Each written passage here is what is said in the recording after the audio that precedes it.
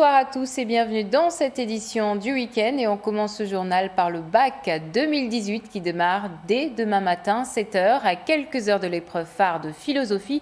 Certains sont encore en pleine révision. Les mieux organisés s'y sont pris plus tôt avec des révisions en groupe, pilotées par un professeur de chaque discipline. Assadal, Anissa Edachim, Géraldine Lui ont rencontré certains d'entre eux. C'est la dernière ligne droite pour les terminales. Au lycée de Sada, Moutoun et ses camarades de la filière scientifique révisent depuis 2 semaines. Aujourd'hui, ils planchent sur des exercices de physique, calculer la trajectoire et la vitesse d'un satellite. On travaille la philo et la physique-chimie parce que c'est les matières les plus difficiles. Et les maths parfois quand on a le temps. Et c'est plus facile parce qu'ils nous guident, ils nous montrent les points où il faut maîtriser avant d'aller au bac. Parce qu'il y a des points où on ne maîtrise pas, il faut revoir et tout. Dans la salle d'à côté, les élèves de la section économie travaillent sur les mathématiques. Pour ce groupe de copines, c'est un privilège de pouvoir corriger ces difficultés directement avec l'enseignant. À la maison, je n'arrive pas à réviser toute seule, surtout les maths. Là, avec mes copines, le prof, j'arrive. Ces séances permettent de travailler sur la méthodologie, revoir les notions non encore maîtrisées au cours de l'année. Et avec la nouvelle technologie, l'enseignant peut identifier clairement les points à retravailler. Certains d'entre eux ont des difficultés à travailler tout seuls. Donc travailler en groupe, ça permet aussi pour certains de s'entraider. Et l'enseignant est là pour venir pallier aux difficultés, aux notions qui n'ont pas été comprises. Il y a un QR code, donc les élèves utilisent l'outil informatique, il a une importance capitale au XXIe siècle. Donc ça me permet à moi aussi de voir en temps réel quelles sont leurs difficultés aujourd'hui.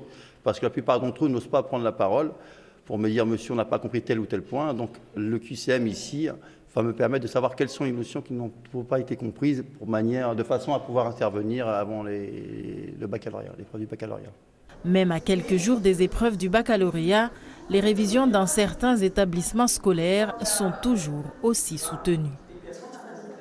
Et au lycée de Dembéni, ce sont les professeurs qui révisent. Cette semaine, une quinzaine d'entre eux qui enseignent la langue arabe dans le second degré ont eu droit à un stage de perfectionnement. L'arabe, qui reste une langue encore méconnue et victime d'a priori dans le monde. Regardez ce reportage de Anastasia Laguera, Taslima Abdou Hamza et Zora Abdou Café.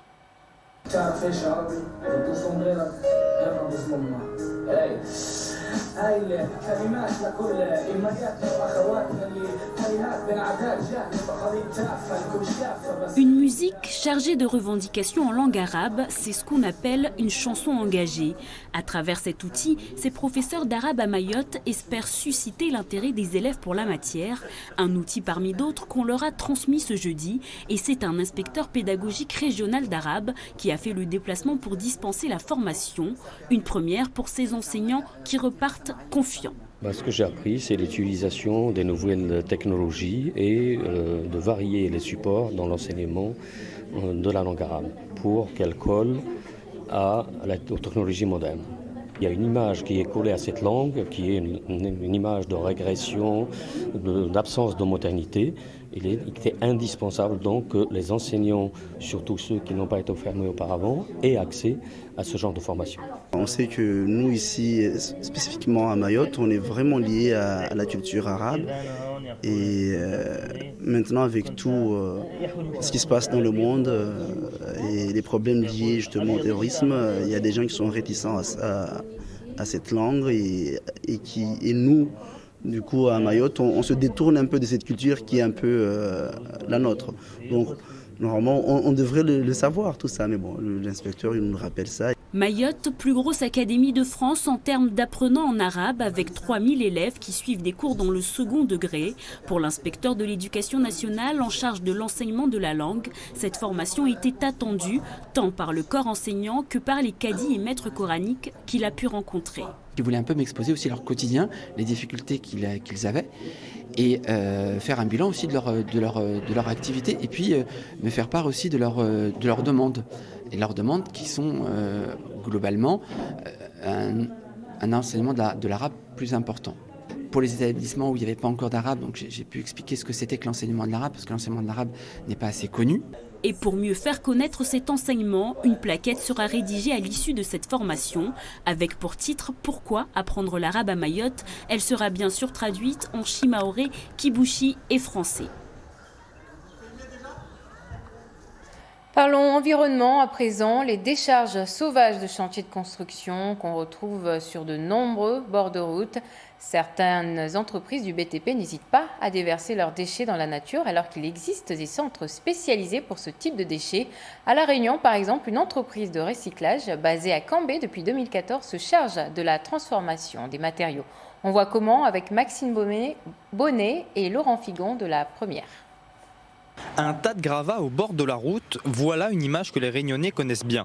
Pourtant, la loi oblige les entreprises du BTP à déposer leurs déchets de chantier dans des centres spécialisés comme celui-ci à Cambé. Installée depuis 2014, cette entreprise est spécialisée dans le recyclage de ces gravats. Ça, ce sont des déchets de démolition ou des déchets de rénovation. Donc là, on trouve tous les types de déchets. On trouve aussi bien de la faïence, on trouve du carrelage, on trouve du béton, on trouve du plastique, de la ferraille, du bois. Et le travail ne manque pas. Près d'une centaine de camions viennent tous les jours déverser leurs déchets de chantier. Au total, 200 000 tonnes de gravats sont traitées chaque année. L'objectif est d'offrir une seconde vie à ces matériaux tout en évitant d'épuiser les ressources de l'île. Là, on le voit, le produit il a été traité. On retrouve quelques petits morceaux. Mais ça reste dans la tolérance. Donc par rapport aux fiches techniques produits, là on est dans ce qui est le plus propre, dans lequel on a travaillé. Et vous voyez, on retrouve ni ferraille, on retrouve pas de plastique, pas de bois. Et ça c'est un bon produit à commercialiser. Pourtant, l'usine pourrait encore recevoir 2 fois plus de déchets. Malheureusement, à cause d'entrepreneurs peu scrupuleux, une bonne partie de ces gravats finissent dans les ravines. Un vrai danger pour l'environnement, selon ce responsable d'association de défense de la nature. Il y a certains déchets toxiques qui envoient dans la nature des produits dangereux qui vont s'infiltrer dans le sol et qui vont polluer les nappes phréatiques que l'on utilise et que l'on va boire ensuite. Pour les acteurs de la filière, des efforts ont été faits par les entreprises, mais il reste encore beaucoup à faire pour que ces déchets de chantier disparaissent du paysage. Revenons maintenant sur le sort des 629 migrants bloqués depuis près de 7 jours à bord de l'Aquarius. Ce dimanche matin, ils ont enfin pu poser le pied sur terre au port de Valence en Espagne. Pour rappel, après avoir essuyé un refus d'accoster sur les côtes italiennes, le bateau s'est retrouvé sans destination avant d'être accueilli par l'Espagne. Reportage à Valence avec nos confrères de France 2. La fin d'une éprouvante odyssée. Il est 6h30, le soleil se lève à peine dans le port de Valence lorsqu'accoste le premier des 3 bateaux transportant les migrants dont l'Italie n'a pas voulu. À son bord, ils sont 274. Au sol, un dispositif sanitaire et sécuritaire de 2300 personnes. Les premiers rescapés, des hommes, jeunes, peuvent débarquer. Les premiers à être identifiés viennent du Soudan. Ils vont d'abord recevoir des soins d'urgence. Soulagement pour ceux qui les ont accompagnés. Ils sont enfin là. Ils vont recevoir les meilleurs soins, être bien accueillis, c'est ce qu'ils méritent. On savait qu'ils étaient quand même très fatigués et puis fatigués aussi de l'attente qui a duré quand même 8 jours. Aujourd'hui, là, on les entendait à l'arrivée ce matin. Certains chantaient, certains frappaient dans les mains. Visiblement très soulagés d'être enfin arrivés dans un port sûr. Des chants, malgré la fatigue à bord de l'Aquarius, qui accoste à Valence quelques heures après le premier navire.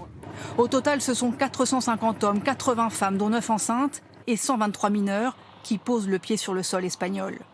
Après les premiers soins vont commencer les formalités administratives pour leur permis de séjour provisoire. Ils seront hébergés dans des centres d'urgence. 200 communes espagnoles se sont déjà proposées. L'Aquarius a rempli sa mission, mais ses membres savent qu'elle sera de plus en plus difficile face aux réticences européennes.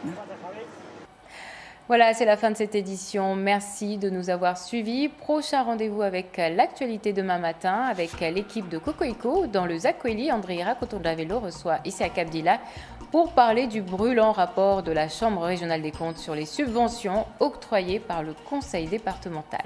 Très bonne soirée à tous.